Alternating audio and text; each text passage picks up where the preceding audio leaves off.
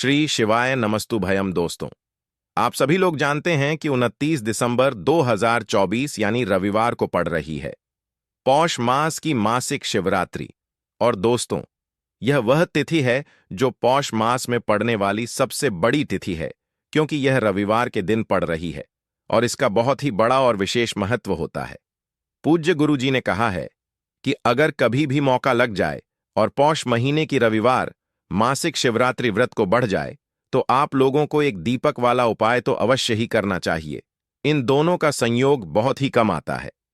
इसी के साथ में गुरु जी ने अपनी शिव पुराण कथा में बताया है कि इस दिन आपको एक दीपक वाला उपाय तो आपको अवश्य ही करना चाहिए, क्योंकि ऐसा दिन पूरे साल में सिर्फ एक ही बार आता है। और दोस्तों, आप सभी लोग जानते हो कि रविवार मासिक शिवरात्रि व्रत का अगर सबसे बड़ा कोई उपाय है तो वह एक दीपक वाला उपाय है। तो दोस्तों, रविवार मासिक शिवरात्रि व्रत के दिन आप लोगों को इस एक दीपक वाला उपाय को जरूर करना है। बहुत सारे लोग होंगे जिन लोगों ने इस उपाय को न किया हो, मतलब पूरा साल निकल गया, उन्होंने किसी भी दिन इस एक दीपक वाला उपाय को न किया हो।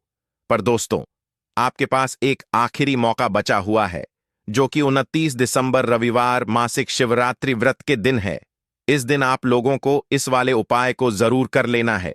भले ही आपने पूरे महीने भर इस उपाय को ना किया हो, पर अगर आपने इस पौष महीने के रविवार मासिक शिवरात्रि व्रत के दिन अगर इस वाले उपाय को कर लिया तो आपको इस उपाय को करने का वह फल मिलेगा जिसकी आपने कभी कल्पना भी नहीं करी होगी।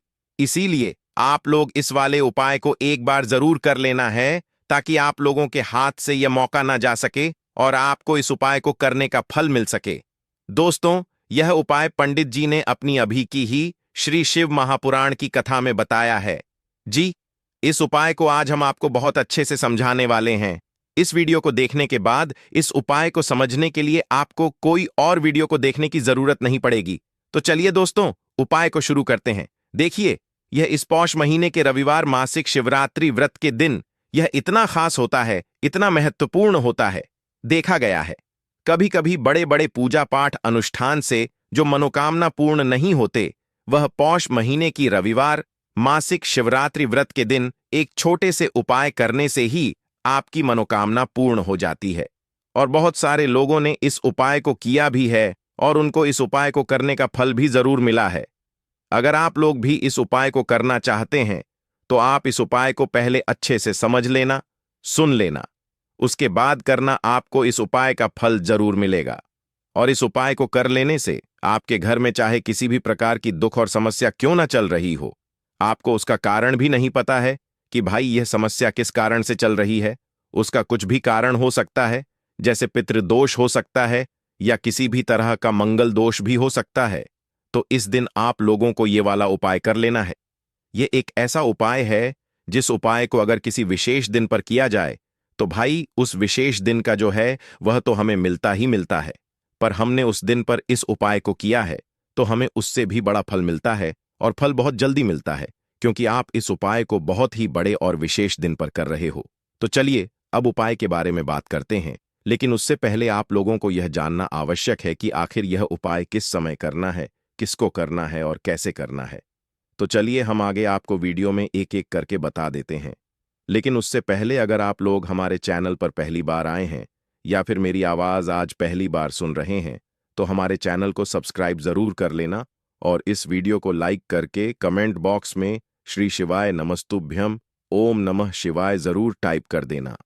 तो दोस्तों, इस एक दीपक वाला उपाय को हमें इस रविवार मासिक शिवरात्रि व्रत के दिन कैसे करना है, किसको करना है, किस समय करना है और कहां पर करना है, यह सारे सवालों के जवाब आपको इस वीडियो में मिल जाएंगे। और जो यह वीडियो देखेगा भाई उसको एक दीपक वाला उपाय जरूर करना चाहिए, क्योंकि इस दिन एक दीपक वाला उपाय का भी बहुत ही बड़ा और विशेष महत्व होता है।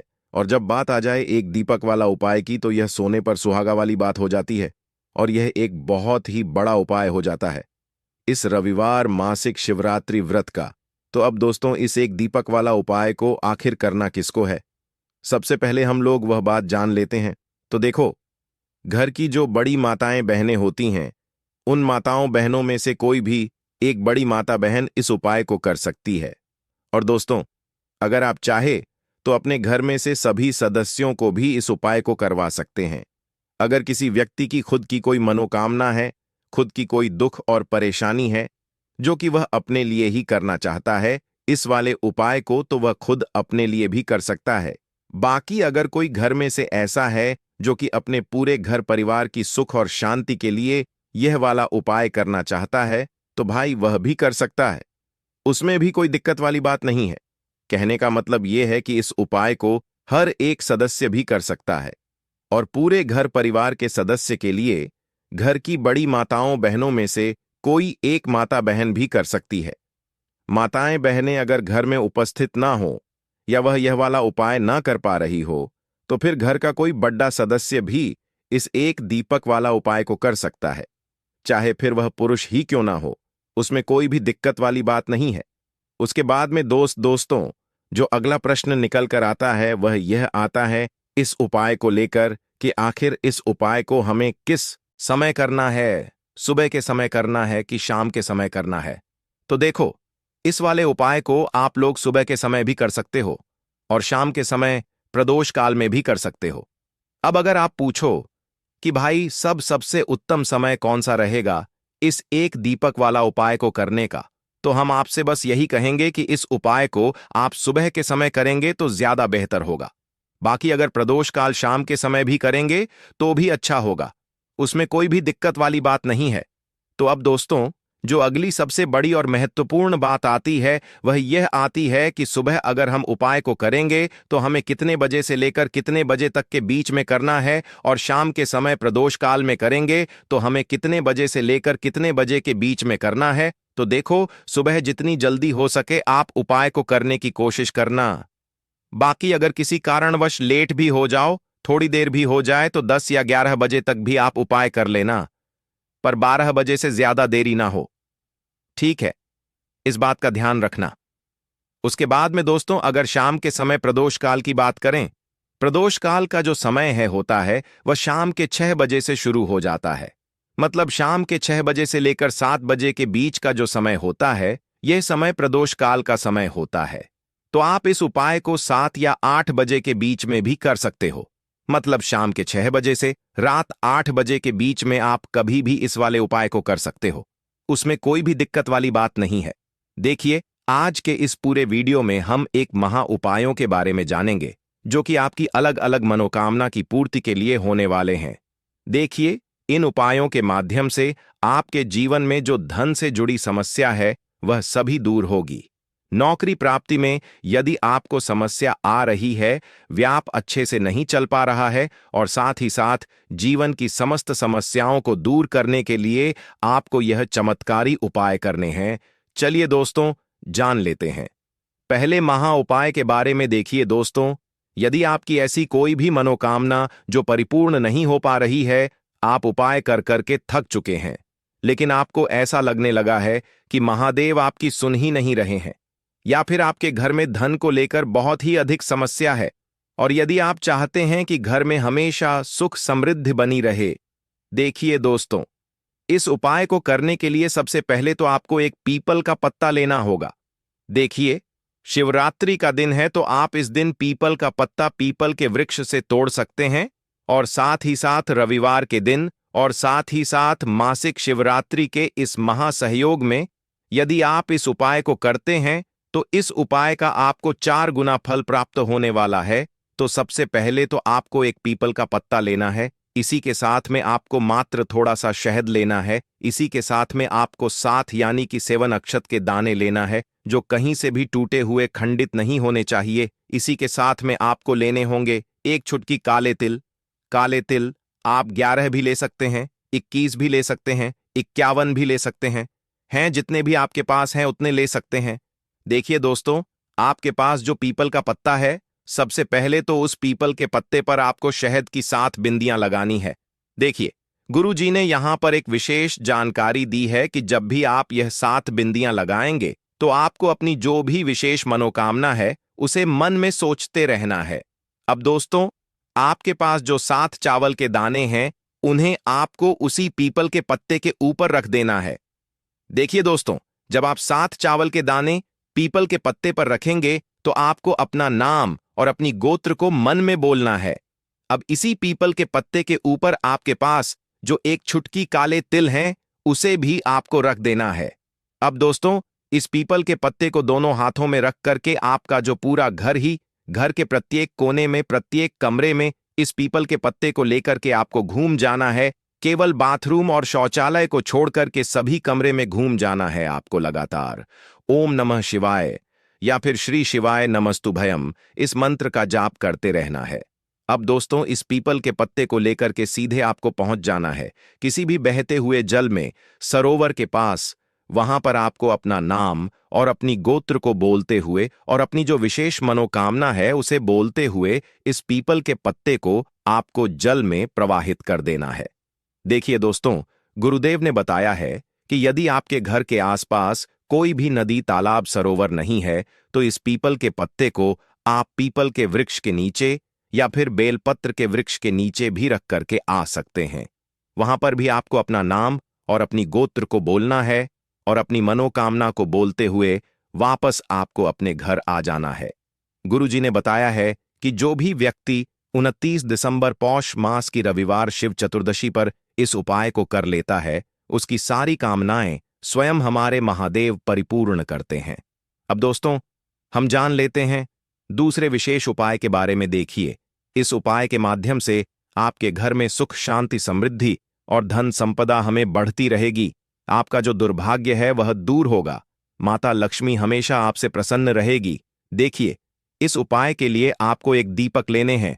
देखिए, पहला जो दीपक है वह आपको गोल बाती वाला दीपक लेना है और इस दीपक के अंदर आपको गौ माता का शुद्ध देसी घी डालना है और जो अन्य 2 दीपक हैं वह आपको लंबी बाती के तैयार करने हैं और इन दोनों दीपक के अंदर भी आपको गौ माता का शुद्ध घी प्रयोग करना है। तो एक दीपक आपको गोल बाती का तैयार करना है, 2 दीपक आपको लंबी बाती के तैयार करने हैं। देखिए, गुरुदेव ने एक विशेष जानकारी दी है कि यदि जो आप लंबी बाती के 2 दीपक हैं उन्हें आटे के बनाते हैं तो इसका फल आपको 6 गुना प्राप्त होता है। अगर आप आटे का दीपक नहीं बना सकते हैं तो मिट्टी के दीपक ले सकते हैं, लेकिन गुरुजी ने बताया है कि आ का दीपक बनाएंगे तो आपको इसका 4 गुना फल प्राप्त होगा। अब दोस्तों, इन दीपक को आपको प्रज्वलित नहीं करना है। एको दीपक को सबसे पहले तो आपको लेकर के पहुंच जाना है इस 29 दिसंबर पौष मास की रविवार मासिक शिवरात्रि पर बेलपत्र के वृक्ष के नीचे। अब जो आपके पास गोल बाती का दीपक है, सबसे पहले तो उसे आपको बेलपत्र के वृक्ष के नीचे प्रज्वलित करना है। दीपक के नीचे आपको आसन के रूप में चावल के दाने रख देना है। तो पहला गोल बाती का दीपक आपको बेलपत्र के वृक्ष के नीचे प्रज्वलित करना है। अब जो 2 दीपक बचे हुए हैं उन्हें आपको अपने घर पर लेकर के आना है। घर में जब भी आप प्रवेश करेंगे तो आपके सीधे तरफ आपको जो यह लंबी बाती का दीपक है इसे प्रज्वलित करना है। यानी कि मुख्य द्वार में जब भी आप प्रवेश करते हैं तो आपके सीधे हाथ की तरफ लंबी बाती का दीपक आपको प्रज्वलित करना है। इस दीपक के नीचे भी आपको आसन के रूप में कुछ न कुछ अवश्य लगाना है। और तीसरा, जो लंबी बाती का दीपक है उसे आपको अपने घर के मंदिर में माता लक्ष्मी के सामने प्रज्वलित कर देना है। ध्यान रखना, दीपक की जो बत्ती है उसका मुख आपको उत्तर दिशा की तरफ रखना है। गुरुदेव ने बताया है कि जब भी आप एकों दीपक को प्रज्वलित करेंगे तो उनमें आपको एक एक कमल गट्टा भी डालना है। देखिए, इस उपाय का महत्व क्या है। जब भी आप बेलपत्र के वृक्ष के नीचे एक दीपक प्रज्वलित करेंगे तो वहां पर माता लक्ष्मी का निवास होता है और दूसरा दीपक जो आप अपने घर के मुख्य द्वार पर लगाएंगे तो माता लक्ष्मी आपके मुख्य द्वार तक आए।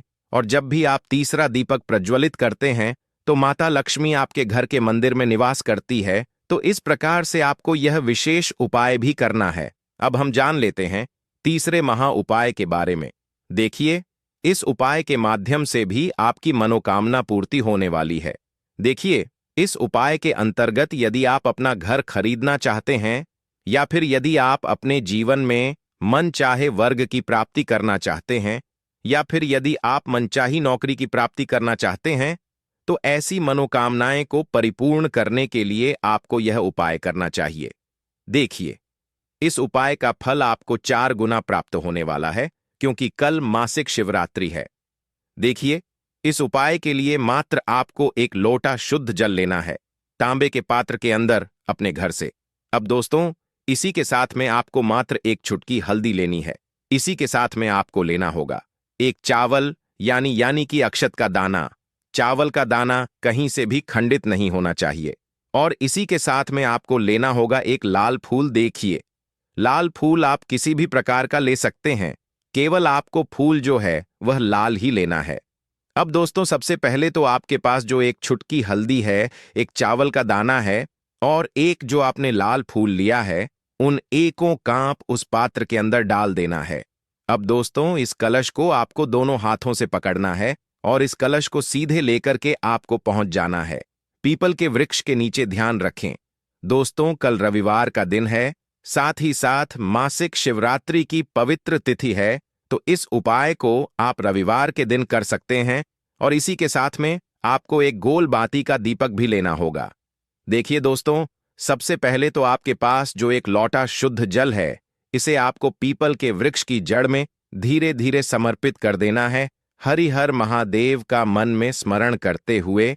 और इसके बाद आपके पास जो एक गोल बाती का दीपक है, इसे भी आपको पीपल के वृक्ष के नीचे प्रज्वलित करके आ जाना है। गुरुजी ने बताया है कि जो भी व्यक्ति इस उपाय को इस प्रकार से कर लेता है, उसके जीवन में सारी मनोकामनाएं इस पौष मास के अंदर परिपूर्ण होती हैं।